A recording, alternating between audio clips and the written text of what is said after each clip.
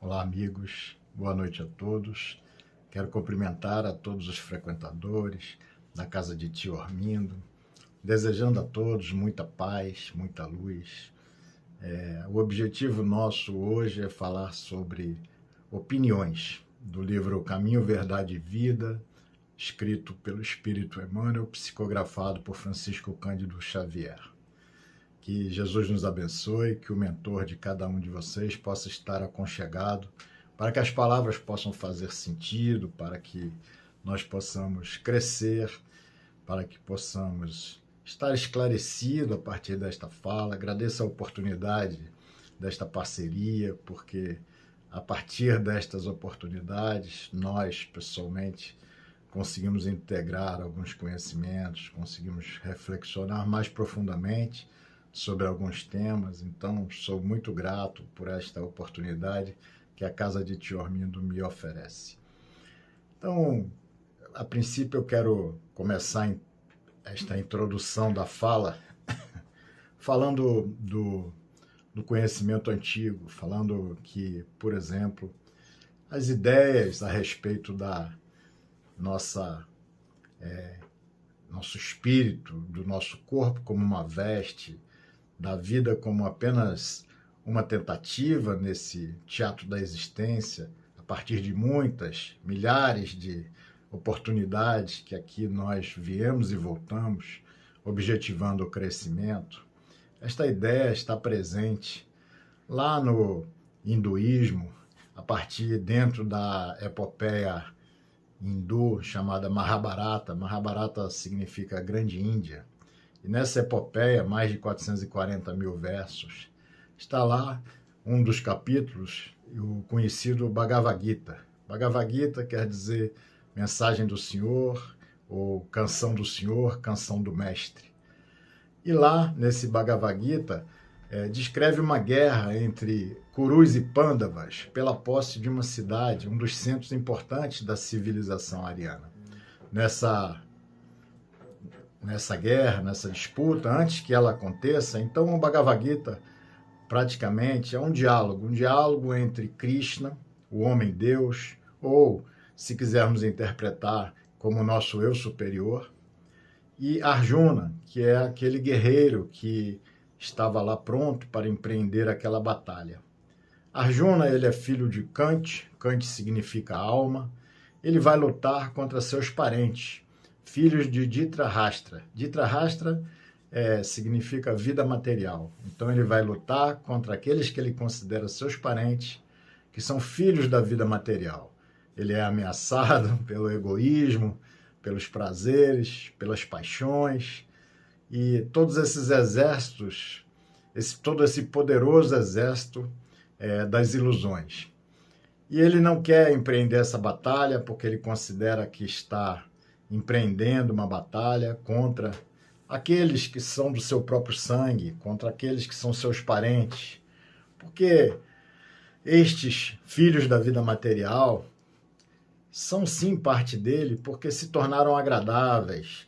E é muito difícil combatermos aquelas ilusões que se tornam agradáveis a todos nós. Ele tem essa dificuldade de empreender esse combate. E Krishna, aquele homem-deus, aquele que se denominava como sendo o próprio Deus, e que vem trazer uma mensagem iluminada, vai trazer a Arjuna, representando o homem no estado evolutivo, vai trazer vários caminhos para que ele pudesse realizar aquele combate.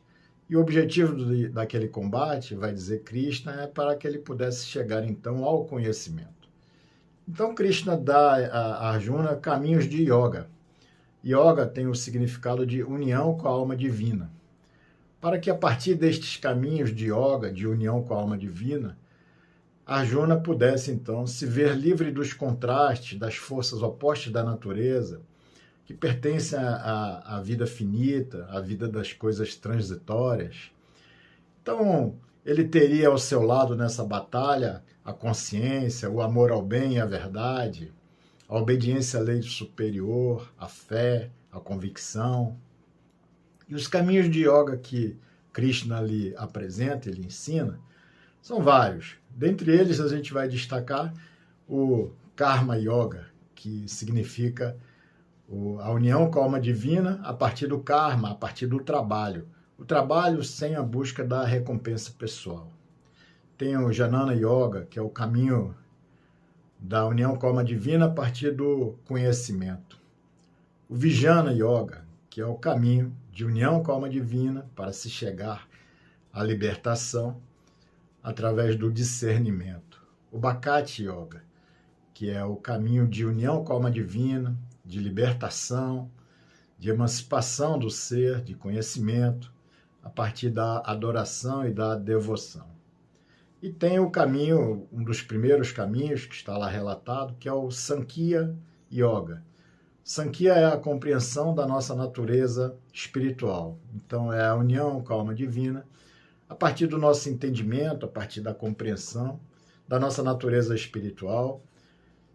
E Krishna lá relata para Arjuna que nós somos espíritos, nós vivemos múltiplas existências e que Arjuna não se lembrava das existências dele, mas Krishna lembrava de todas as existências que tinha tido e de que este corpo material não tem um significado maior, que é apenas uma veste. Então são conhecimentos que há mais de 5.000 anos já estão presentes aqui no nosso planeta, junto da humanidade, de forma geral, para que possamos tomar conhecimento desta nossa natureza espiritual, que é a nossa natureza verdadeira, a natureza fundamental de cada um de nós. E também, há mais de 5.000 anos atrás, a gente tem aqui os gregos, os egípcios, conheceram um ser de muita sabedoria, um espírito de muita sabedoria que trouxe grande iluminação, trouxe grandes ideias para todas essas sociedades e todas essas civilizações. Ele é conhecido na Grécia como Hermes Trismegisto, 3 vezes grande, conhecido no Egito como Deus Tote, o deus da sabedoria e protetor dos magos. Conhecido para os romanos como Deus Urano. E ele trouxe muita influência nos conhecimentos, muita evolução, as obras neoplatônicas e pitagóricas. Pitágoras permaneceu, estudou muito tempo no Egito, absorvendo a cultura e os ensinos mais profundos, e inclusive esses ensinos deixados por Tote ou por Hermes, e vai influenciar todo mundo. Ele deixa, e todos esses ensinos que este ser deixou vêm permeando a humanidade através de doutrinas, consideradas doutrinas secretas. Tanto que existem textos chamados textos hermetistas. Hermético é aquilo que a gente hoje se traduz, uma coisa hermética é algo fechado, selado. Então esses conhecimentos, essas doutrinas secretas, esses conhecimentos de Hermes que vem sendo trazido ao longo de 5.000 anos até nós, vão trazer princípios que são interessantes, que correspondem aos princípios daquilo que nós hoje entendemos com muito mais clareza através do Espiritismo. Vem trazendo a ideia de que ele traz o princípio do mentalismo, de que tudo, o todo é mente, ou seja, Deus é mente, e que o universo é mental. Corresponde às palavras de André Luiz quando nos diz que vivemos no hálito de Deus. Corresponde às palavras de Paulo de Tarso quando diz que nós vivemos e nos movemos em Deus. Porque, na verdade, realmente nós vivemos na mente de Deus. Nós não somos seres materiais, uma vez que vivemos em Deus, Deus não é material, nós não somos seres materiais, mas a ilusão da matéria ela é persistente. Essa energia condensada, coagulada, energia condensada que nós, a partir da ilusão persistente, nós consideramos ela como uma matéria e às vezes consideramos até como a única coisa que existe no universo, sendo apenas uma ilusão.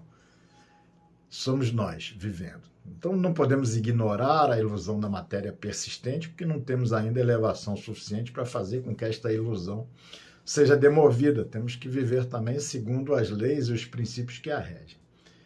Ele traz o princípio da correspondência, dizendo que o que está em cima é como o que está embaixo. Tudo a ver, né? Porque nós vemos vários autores espíritas nos dizerem que o nosso mundo, o plano material, nada mais é do que um esboço do plano espiritual, que é muito mais belo, muito mais iluminado, com muito mais belezas, né? E vai dizer também que o que está dentro é como o que está fora, correspondendo à ideia de André Luiz de que o universo fora de nós é como o universo dentro de nós, dentro da nossa mente. Correspondendo também à ideia de Emmanuel, que nos diz no livro Pensamento e Vida, que no primeiro capítulo, a mente, ele vai dizer que a nossa mente, é o espelho da vida em toda parte, ou seja, a vida que está ao nosso redor nada mais é do que o espelho da nossa própria mente. Nossa própria mente é que está fazendo com que possamos, então, encontrar as realidades fora de nós. Dizemos isto para que a gente possa, a partir dessa introdução, compreender que aquilo que está dentro de nós é como aquilo que está fora de nós.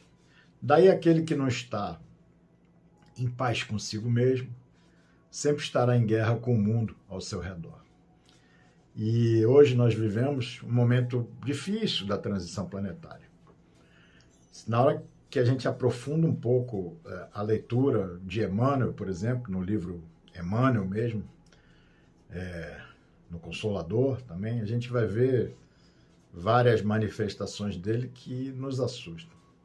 Quando ele nos diz a respeito de um momento difícil que a humanidade passará, e vemos hoje guerras por toda parte, e as pessoas alimentando e fomentando guerras, e poucos trabalhando para que as guerras sejam amenizadas ou sustadas, ou para que elas parem, para que a paz seja construída, mas, pelo contrário, muitos trabalhando, quase que a unanimidade dos países trabalhando para que a guerra seja ampliada, amplificada.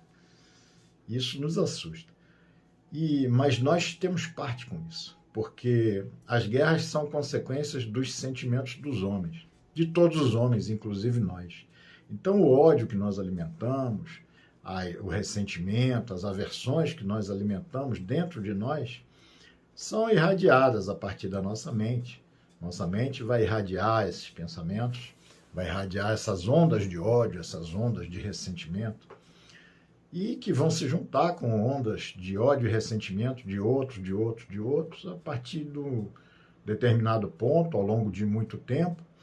Essas perturbações vão influenciar determinados grupos e determinadas pessoas, e vão surgir, então, a sombra da guerra, desabando sobre nós, sobre toda a sociedade. Então, mas também o outro aspecto também é verdadeiro. Na medida que a gente emite, a partir da nossa mente, ondas de paz, de amor, de fraternidade, a gente também, ao longo do tempo, vai influenciar pessoas e grupos para que possamos construir, como no caso, a Casa de Tio Armindo, centro de emissão de luz, de paz, de amor, de caridade. Então, está sempre na nossa possibilidade, as nossas escolhas. Eu espero que a gente possa saber fazer sempre as melhores escolhas. O livro Opiniões, Caminho, Verdade e Vida, capítulo 80, o livro Caminho, Verdade e Vida, capítulo 80, que fala sobre opiniões, a gente vai ler um pouquinho aqui, a gente vai pegar um primeiro pedaço da fala de Emmanuel para que a gente possa começar o nosso raciocínio.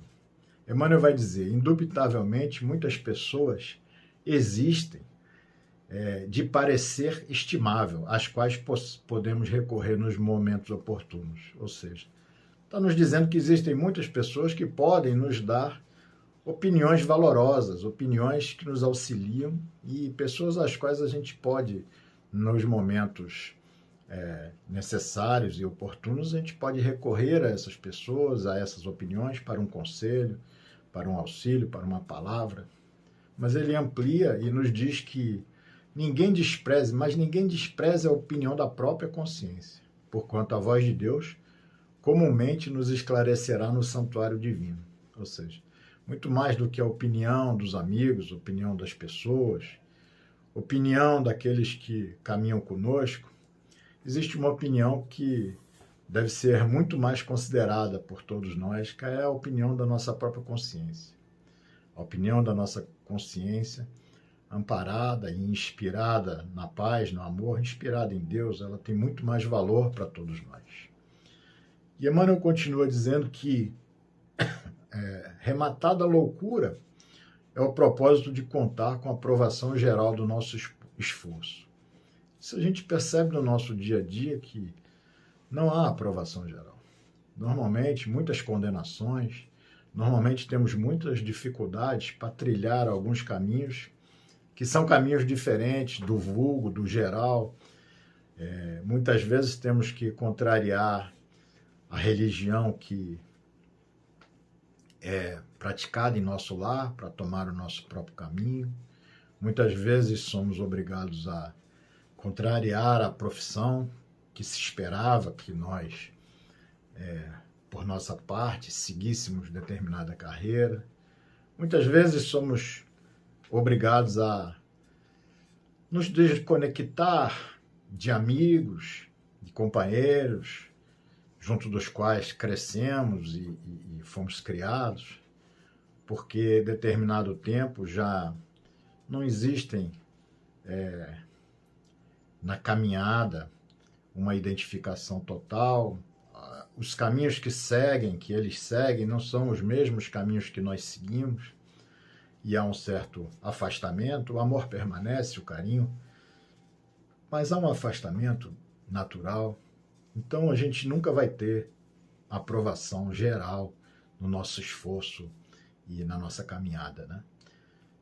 Vai dizer Emmanuel que quando Jesus pronunciou esta sublime exortação, ele agiu com completo conhecimento das criaturas, que ele sabia que vivemos num plano de contrastes chocantes e que é impossível, nesse plano de contrastes, agradar a todos simultaneamente. A gente viu lá no Bhagavad Gita que Krishna vai orientar a Arjuna a buscar o conhecimento e, a partir do conhecimento, a libertação da existência nesse plano de contrastes. Exatamente, esse plano de transitório, mas de contrastes muito intensos que estão aqui, de uma certa maneira, a nos estimular a fazer com que, a partir dos contrastes, a gente possa ser chocados por eles, ser balançados e decidir aquilo que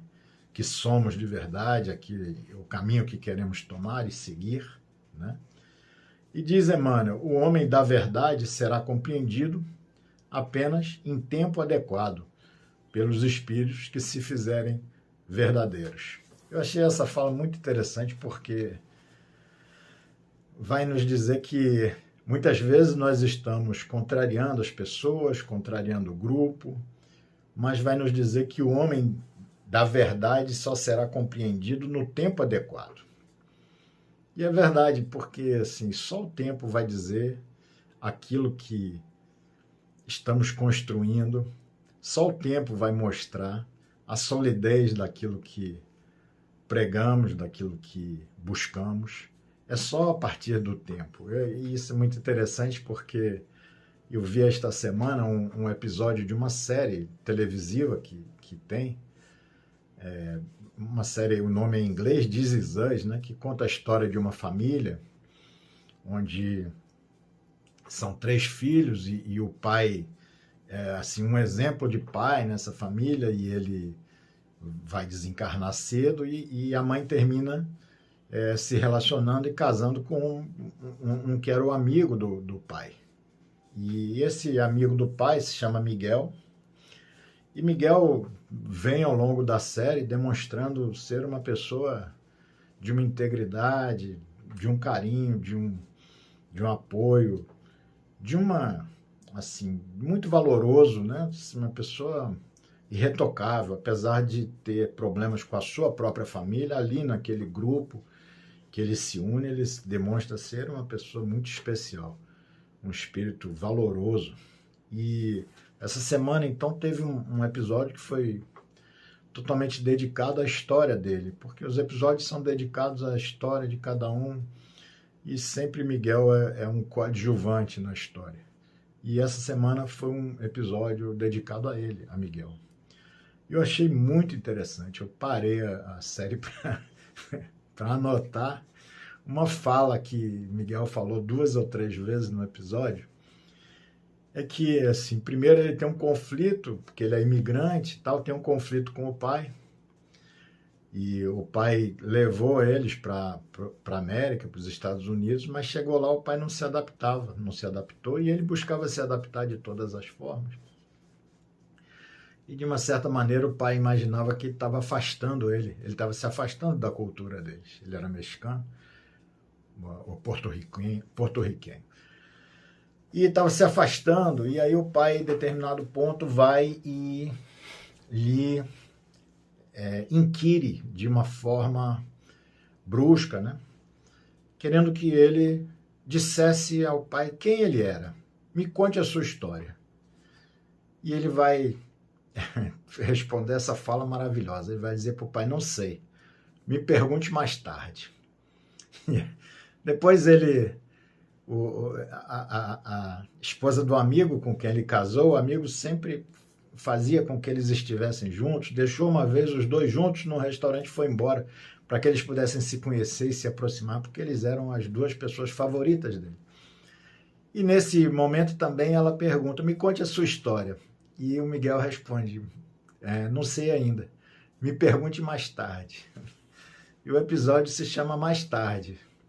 E é muito legal, porque assim, é mais ou menos isso. Muitas vezes a gente está aqui caminhando, fazendo nossos trabalhos dentro da doutrina e tentando melhorar, tentando fazer algo de mais valor para nós e para os outros, mas as pessoas não veem ainda o resultado disso e muitas vezes querem que a gente diga, me conte a sua história. E a resposta é essa, não sei, me pergunte mais tarde, porque tudo isso que a gente está semeando aqui, só mais tarde a gente vai poder demonstrar. E é assim que o Evangelho faz conosco, faz com que a gente fique semeando. E só ao longo do tempo, só no tempo adequado, que poderá haver talvez uma compreensão. Então, é mais isso. Então, é essa ideia de opinião, né, que Emmanuel nos diz.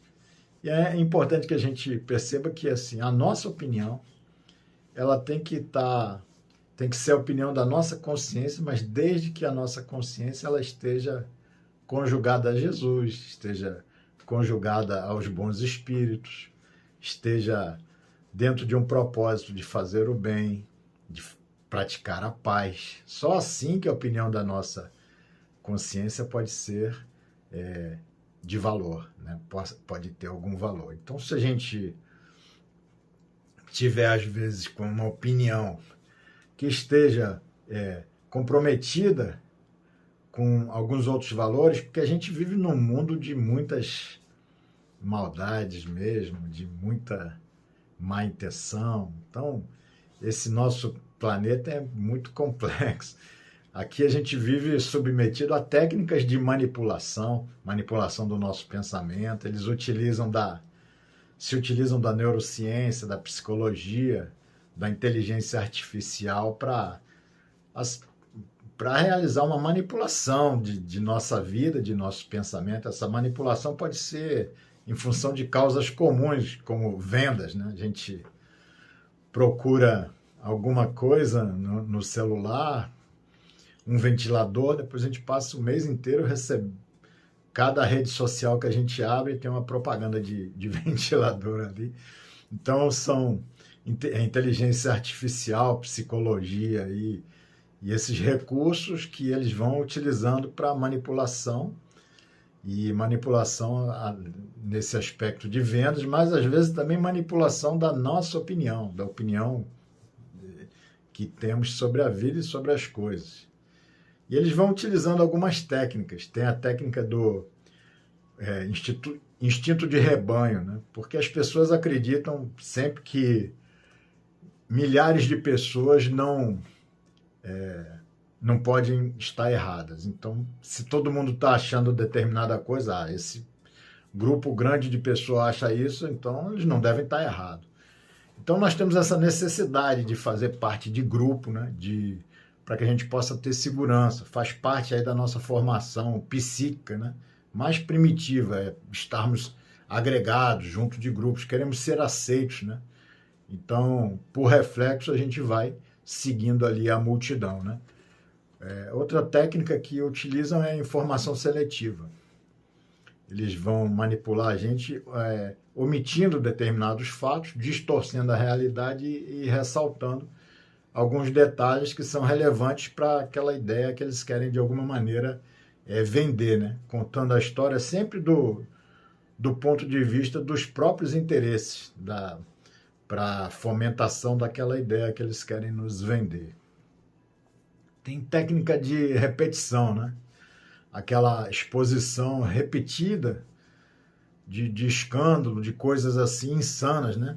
Fazendo uma carga de informações assim escandalosas, de coisas absurdas, que a gente acaba perdendo a nossa capacidade de crítica e ficamos até com a nossa consciência anestesiada para determinadas coisas. Existe a técnica talvez a muito utilizada, a mais utilizada talvez seja essa de ativar as emoções. Porque a razão, a gente conquistou a razão no momento que aqui chegamos no reino nominal, e a nossa razão vai crescendo, crescendo, crescendo, a nossa capacidade de raciocinar, de pensar, de utilizar desse sistema, né? Vai crescendo cada vez mais, e a razão faz com que a gente possa acessar um bom senso, tomar decisões assim equilibradas. Mas quando a gente está, de uma certa maneira, insuflado por alguma emoção, esse nosso sistema racional ele é desarmado. No meio corporativo até sempre tem uma regra dos 10 segundos, lá dos 10 minutos, né? E Chico também tinha aquela história do beba água, né? Colocar uma água na boca por 10 segundos antes de responder, para que você saia daquele momento da emoção, aquele momento que a emoção está ativa e o teu sistema de pensamento, esse sistema da razão está, de uma certa maneira, bloqueado, né?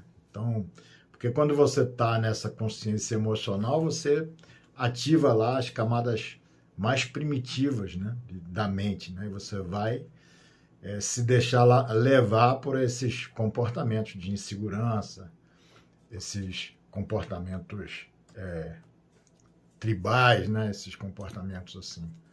Então, todas essas técnicas visando a manipulação do nosso pensamento, manipulação da nossa ideia, da nossa opinião, então a gente tem que tomar muito cuidado com as nossas opiniões.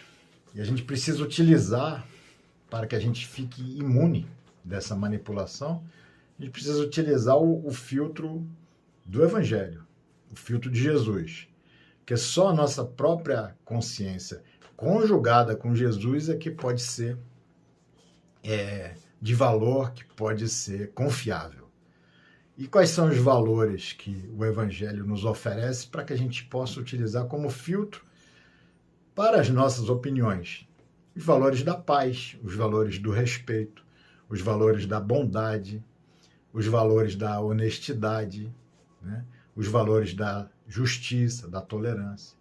Então, todas as nossas opiniões têm que estar, de alguma maneira, permeadas por esse ensino de Jesus, pelo ensino do Espiritismo também.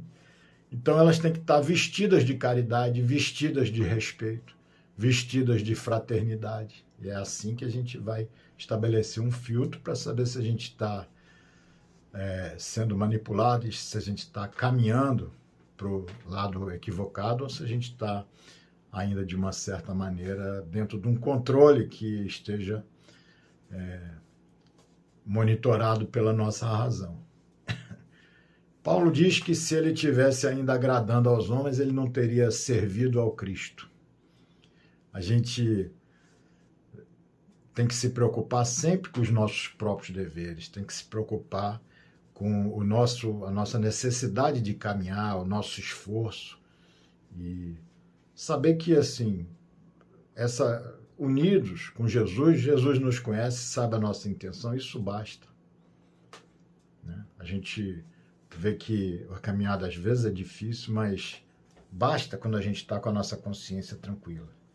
Não desprezar essa condição evolutiva que nós conquistamos, porque quando a gente entra neste reino hominal, buscando essa nossa trajetória lá do instinto para a angelitude ou para a espiritualidade, nessa caminhada a gente vai caminhar também para uma condição de razão, uma condição de consciência, uma condição de inteligência cada vez mais desenvolvida, porque a gente ali conquistou a nossa inteligência ilimitada, conquistamos o nosso livre-arbítrio, conquistamos a percepção das coisas fora da matéria, planejando o futuro, revivendo o passado a partir da nossa mente. O pensamento contínuo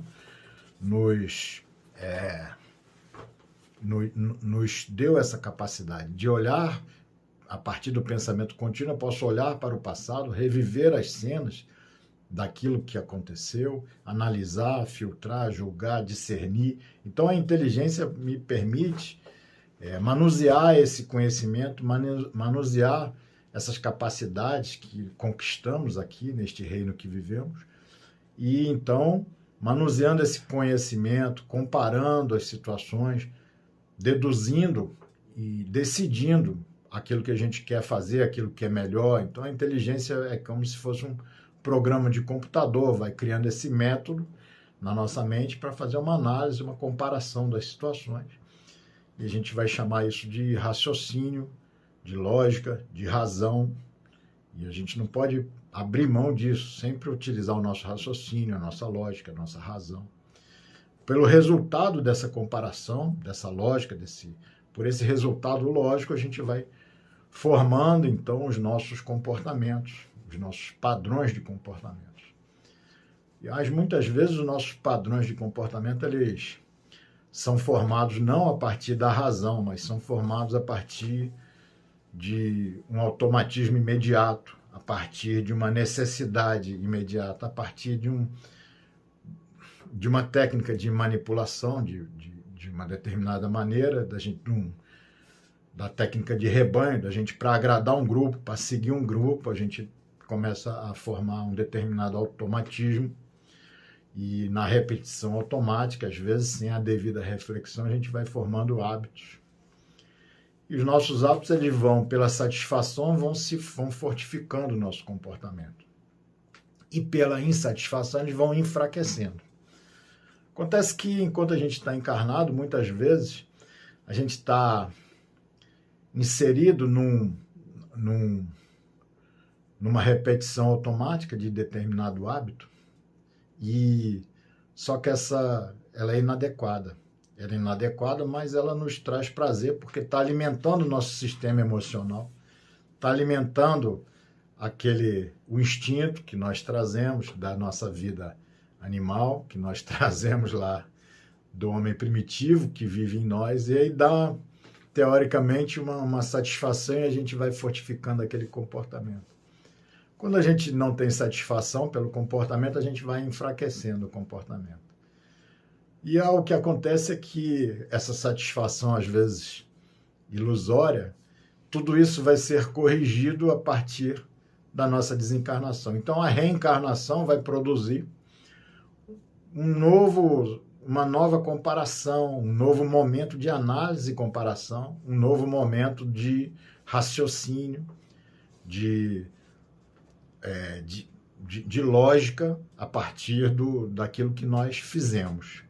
Então, a reencarnação nada mais é do que esse raciocínio, esse resultado lógico das nossas ações, que é mais demorado, porque foi depois de uma vida que a gente produziu, e com novas variáveis, porque a gente vai ver, então, aqueles comportamentos que não deram certo, que nos colocaram numa posição ruim, no plano verdadeiro da vida, e E assim, então a gente vive basicamente um conflito de interesse o tempo todo aqui. A gente já entendeu que a gente tem liberdade para fazer aquilo que a gente quiser, mas que nem tudo nos convém. Algumas coisas podem nos trazer consequências desastrosas, né? Então a gente não quer nunca assumir a responsabilidade pelo que a gente fez ou pelo que a gente faz, porque antes, lá na nossa vida primitiva, na animalidade, a gente não tinha necessidade de assumir, a gente quer continuar assim. O instinto quer fazer com que a gente permaneça assim, mas a gente não é mais só instinto. A gente não é mais só emoção, a gente tem um aspecto mais elevado no nosso ser, nós somos agora a razão também.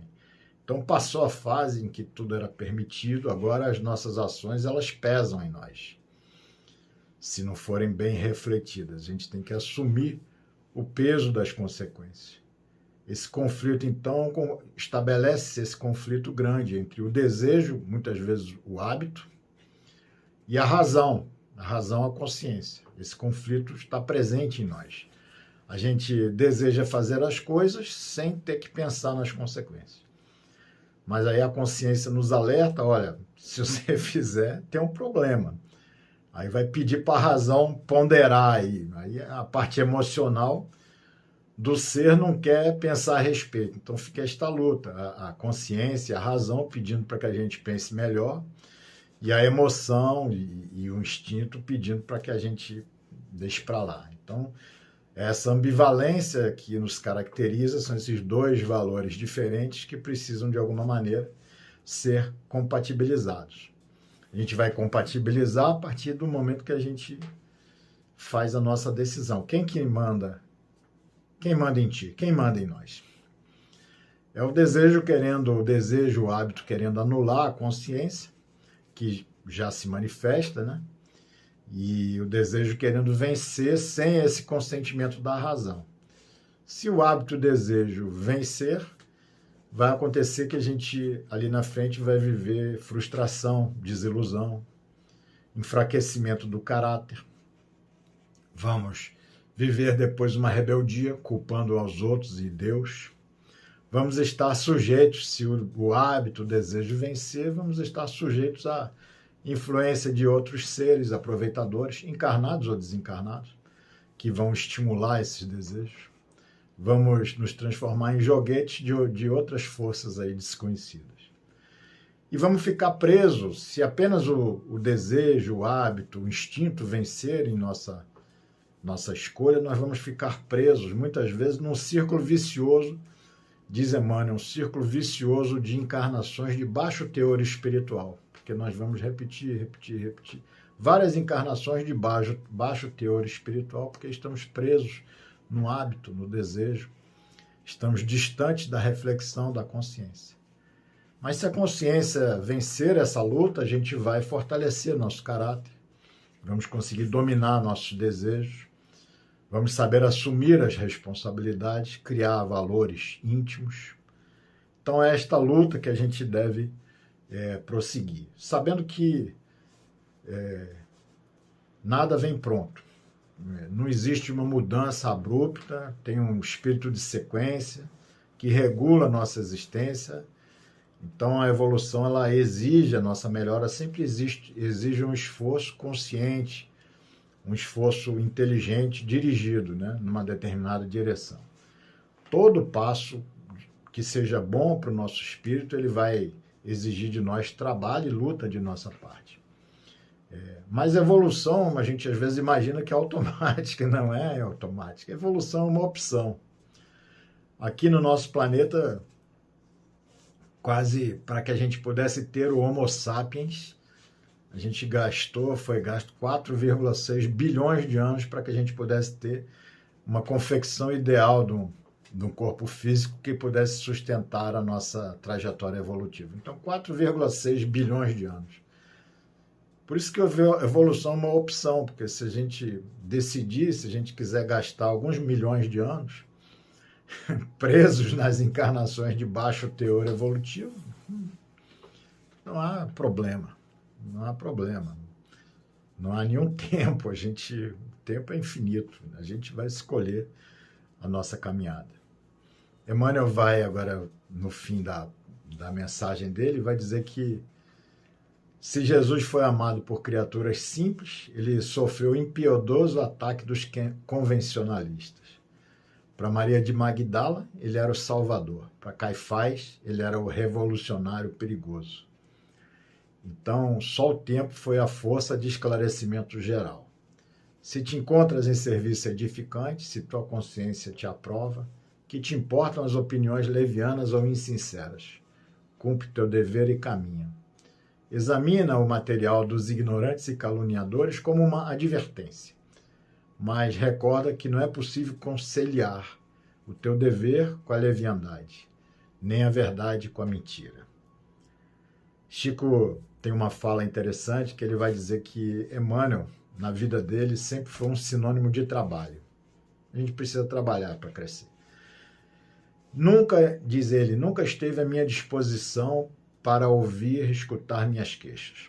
Antes que eu abrisse a boca para reclamar, ele dizia: Chico, a dificuldade que o trabalho não consiga resolver, eu também não resolverei. Ou seja, trabalhar, seguir em frente, vamos seguir a nossa existência tentando fazer o melhor que a gente possa. Quero finalizar com uma passagem de um livro chamado A Passagem do Meio, de James Rollins. Ele vai dar lá em determinado ponto, uma autobiografia em 5 capítulos curtos, que não é dele, é de um autor anônimo, e ele coloca no livro para que a gente possa acessar e ter conhecimento. Essa autobiografia, ela basicamente resume a história do ser, a evolução do ser, de que maneira que a gente pode compreender a nossa trajetória evolutiva. Então, 5 capítulos curtos. Primeiro ato. Caminho pela rua, há um buraco fundo na calçada. Eu caio dentro dele. Estou perdido. Estou indefeso. Não é minha culpa, é preciso a eternidade para conseguir sair. Segundo ato. Caminho pela mesma rua. Há um buraco fundo na calçada. Finjo que não vejo. Caio dentro dele de novo. Não consigo acreditar que estou neste mesmo lugar. Não é minha culpa. Ainda é preciso um longo tempo para conseguir sair. Terceiro ato. Caminho pela mesma rua. Há um buraco fundo na calçada. Eu vejo que ele está lá. Ainda caio dentro dele. É um hábito. Mas meus olhos estão abertos. Eu sei onde estou. É minha culpa. Saio imediatamente. Quarto ato. Caminho pela mesma rua. Há um buraco fundo na calçada. Dou a volta ao redor dele. Quinto ato. Caminho por outra rua. Essa é a nossa trajetória. A gente vai cair.